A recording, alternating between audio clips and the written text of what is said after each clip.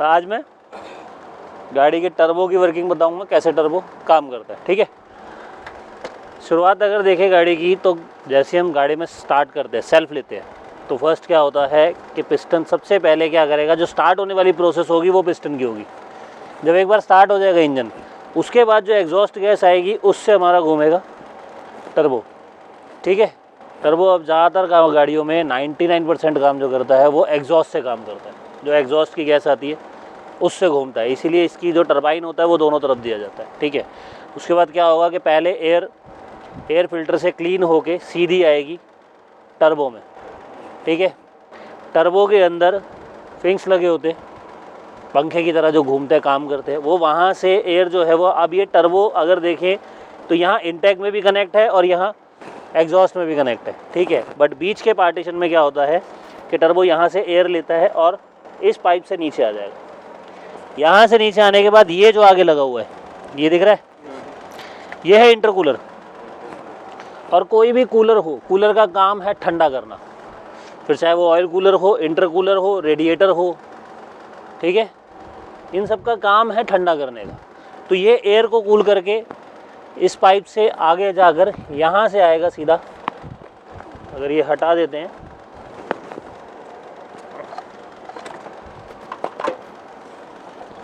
यहाँ ये है थ्रॉटल बॉडी। ठीक है, थ्रॉटल बॉडी के बाद क्या आ गया, प्लास्टिक वाला ये मैनिफोल्ड।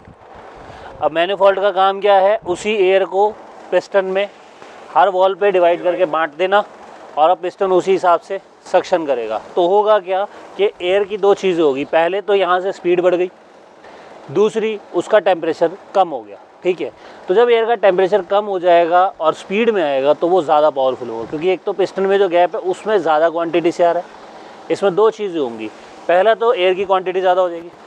एयर की क्वांटिटी ज़्यादा होने की वजह से क्या होगा कि फ्यूल कम यूज़ होगा। तो फ्यूल कम यूज़ होगा, पहली चीज़ तो पॉल्यूशन कम।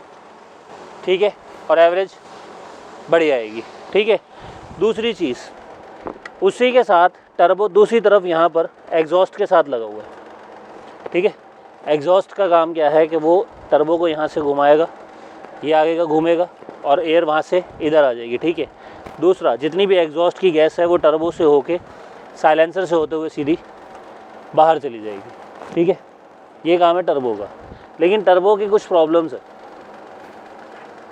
टर्बो से क्या होता है कि जब एयर ज़्यादा आती है, पिकअप ज़्यादा हो जाता है गाड़ी का।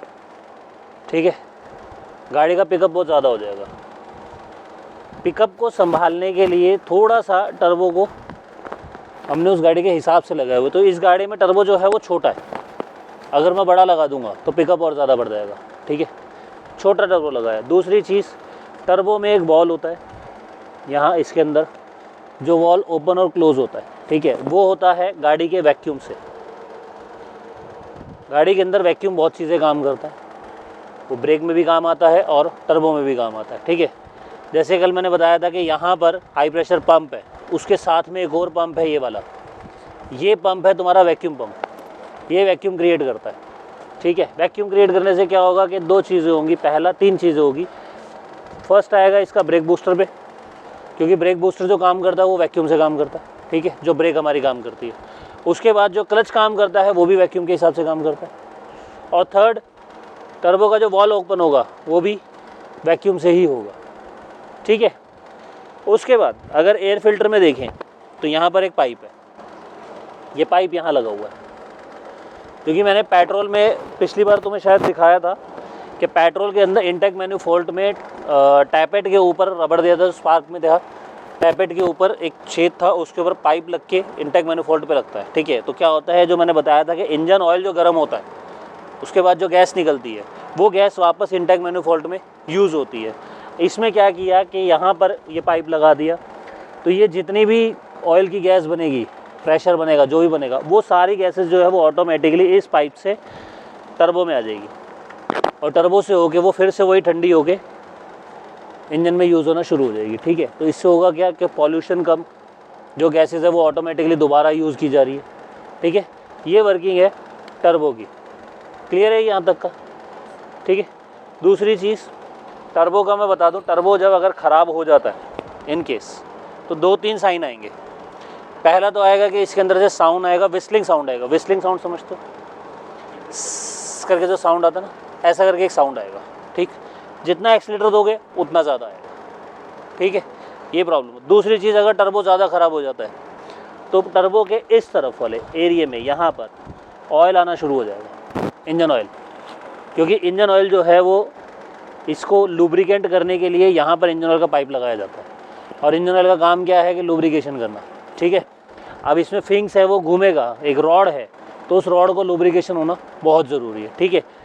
क्या होगा कि जब अगर वो गैप आ जाए, वो कट जाए किसी भी, तो ऑयल लीक होना शुरू हो जाएगा। तो हल्का हल्का ऑयल यहाँ आ जाएगा। अगर नॉर्मल ऑयल आ रहा है, ज़्यादा नहीं है तो ठीक है, लेकिन अगर थोड़ा ज़्यादा आ रहा है तो टर्बो ख़राब होना शुरू हो चुका है, ठीक है।